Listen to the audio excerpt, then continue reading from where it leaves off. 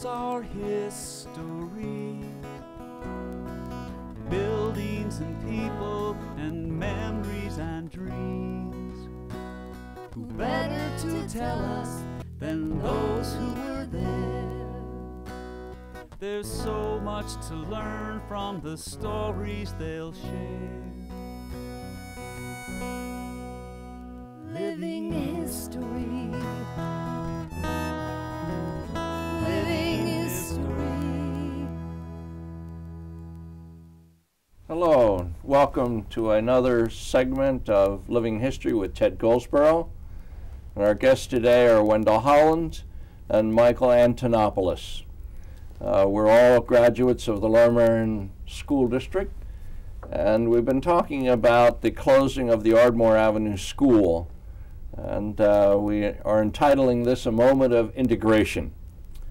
We left off last month with talking, we got up to like August of 1963 when the NAACP had been putting pressure on the school district, and in fact there had been a report by Engelhardt report saying that Ardmore Avenue is a discredit to the Merion School District.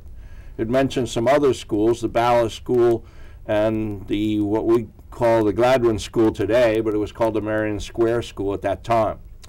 So people knew that the Ardmore Avenue School was one of the older schools, and it had become predominantly black because of the black community. The kids walked to school, and there weren't too many white kids that were in there. So the school board voted to close the school in August of 1963, and the school was demolished. And of course, the Mainline Chronicle had said that this was a disgrace. It was a beautiful building, but we have discussed in the previous shows some of the limitations. And on that site today is subsidized housing.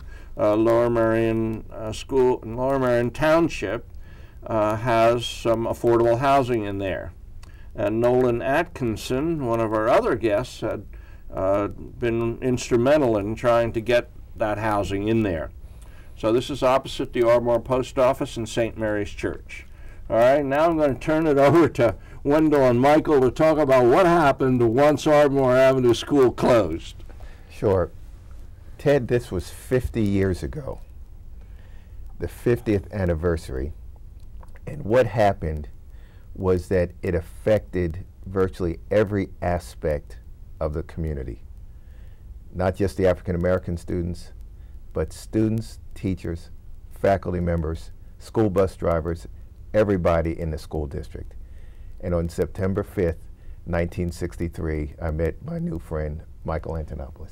Well, what's interesting is that the school board made the decision to close the school, Ardmore Avenue, August 25th of 1963, and the school year started for all of us in integrating in 4 schools September 5th, 1963. So I don't know how many days that is. Just a couple of weeks. But just a couple of weeks that the decision was made, and then the implementation of the decision had to be undergone. And I don't know what planning there could have been since the decision was made just 2 weeks before, but as Wendell alluded, there were a lot of factors that had to come into play. The teachers had a curriculum. They had to write up a new curriculum. They had more students. They had more desks, more chairs. The cafeteria had to deal with it. Busing. All this had to be planned in a very short period of time. And it seemed to work out well. But as Wendell said, that was the September 5th is when I met Wendell, and our friendship has endured for 50 years, and we can give some examples of that friendship. Yeah. It happened, though, at a time when the nation was on pins and needles with respect to race and civil rights. The backdrop. Michael and I met. Our first day of school happened 2 weeks after Dr. King gave his famous I Have a Dream speech, and 2 weeks before the 4 little girls were bombed at the 16th Street Baptist Church in Birmingham. Now that was after the George Wallace speech in January, and subsequently 1963-64 was important because, well, in November, John F. Kennedy was assassinated. In February, the Beatles came to America. In May, we had the New York World's Fair. So you say to yourself, how much more eventful could that year have been for us to start as guinea pigs in the social education experiment here in Lower Merion Township? What were the effects? Was it a great transition? Wasn't it an easy transition? And how could it have been done in the 10 to 14 days that everybody had to prepare once the school board decided this is where we're going to go? You know, it wasn't just one plan, Ted. It was 4 plans, and those 4 plans were debated very vigorously, as they should. And you ask yourself, what kind of leadership did Dr. Koopman, the superintendent, exhibit? What was the relationship between he and President Hipple at the time? What was the relationship and the dynamics of the board? You know, that decision, notwithstanding the backdrop, that decision was unanimous. 7 of the 9 members voted on it. Two were absent, but it was a unanimous decision. So now they had to press that public policy throughout the school district. And I can only imagine what some of the conversations were like around the kitchen table, in the teacher's lounge, in the playground, and in various venues throughout Lower Merion Township. What were the 4 schools that the children were being sent to? Wynwood, Bryn Mawr, Penn Valley, and Penn Wyn. And 2 of those schools are no longer in the Lower Merion School District. Absolutely. Bryn Mawr and Wynwood Road. Absolutely. Yeah. We have pictures of those just before we move on.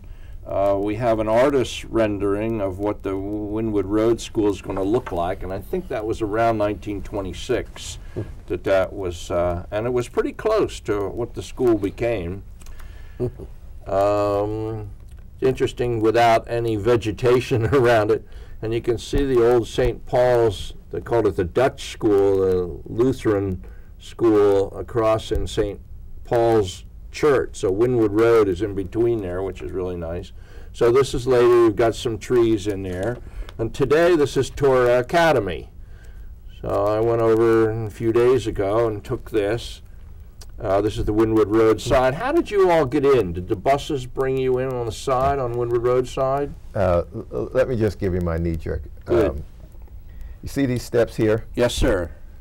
Out front, on Argyle Road. On Argyle Road. Right. The first day of school, we looked at those steps. And as an 11-year-old boy, I thought I was going up the steps to the United States Supreme Court.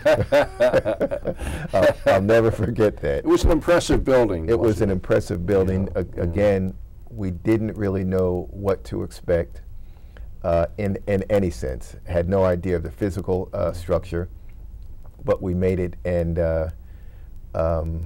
you think there was orientation for the new kids the day before school started or something? I can't remember. I can't recall. Not that I can recall. As I tell my famous story, just tell my famous story in a minute.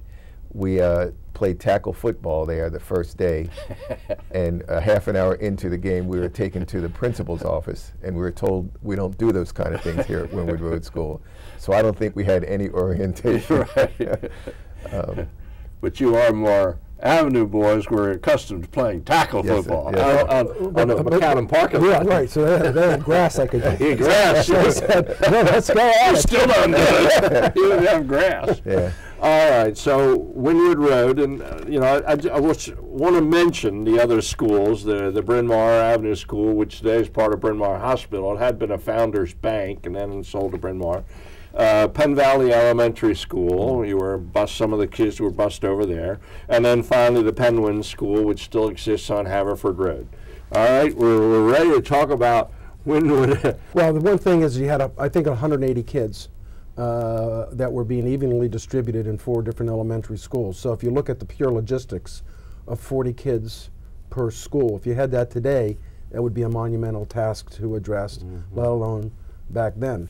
And that really talks to how did, the administration, how did they deal with it, the teachers, how did they deal with it, the parents, how did they deal with it? And then you had students. I mean, I remember in 3rd grade, I was in Pittsburgh, and we had one kid coming into our school from London for the year. And the dynamics of the class changed with one kid. Can you imagine the dynamics of a class changing with 3 or 4 kids in your classroom, 40 kids in the entire school? So the dynamics changed. As I've said, the DNA of our community changed that day with the integration of the schools.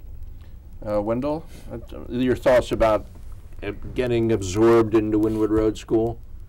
The absorption process for me was relatively simple, and uniquely so as an athlete. Athletes is a great healer. And what I found was that athletics helped me and many of the guys from Ardmore Avenue be accepted to the new school immediately. It added a different dimension of sports and competition in the new schools, and at the end of the day, we became a better team. And that was a very positive and, quite frankly, Ted, unexpected aspect of the moment of integration, something I certainly never dreamed, and I don't think many of the educators dreamed during their school board debates. If I could also add, please, what that experience also gave to me was to see teachers who seem to perform in a different way than what we're accustomed to. I'll call it corporal punishment, for lack of a better word, just didn't happen at Wynwood Road as it did in Ardmore Avenue. Some of the harsher disciplinary measures just didn't happen, and it seemed like we saw a kinder, gentler kinder, gentler educator. Wendell and Michael, we have to take a break here, but we'll be right back talking about the moment of integration with Living History and Ted Goldsboro.